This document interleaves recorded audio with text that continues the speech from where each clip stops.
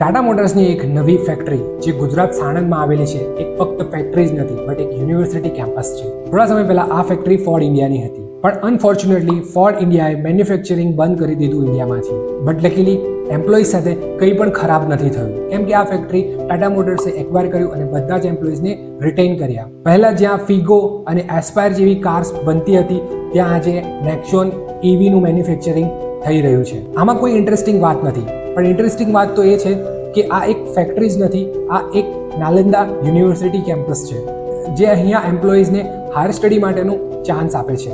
જે એમ્પ્લોઈઝે ડિપ્લોમા કર્યું છે એમને બીટેક કરવાનો મોકો આપે છે, અને જે લોકો બીટેક કર્યું છે એ લોકોને એમટેક કરવાનો મોકો આપે છે, અને એ પણ કોઈ પણ ફીસ, કોઈ પણ બોન્ડ અને કોઈ પણ કોન્ટ્રાક્ટ વગર.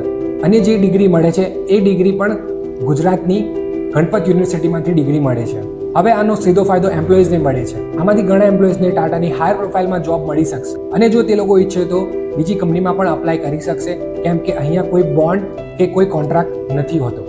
આઈ વિશ કે આનાથી બીજા મેન્યુફેક્ચરર્સ પણ કંઈક શીખશે અને એમ્પ્લોઈઝના વેલફેર અને પ્રગતિ માટે કંઈક કરશે. અગર જો તમને આ સ્ટોરી પસંદ આવે તો પ્લીઝ આ સ્ટોરીને શેર કરવાનું ના ભૂલતા.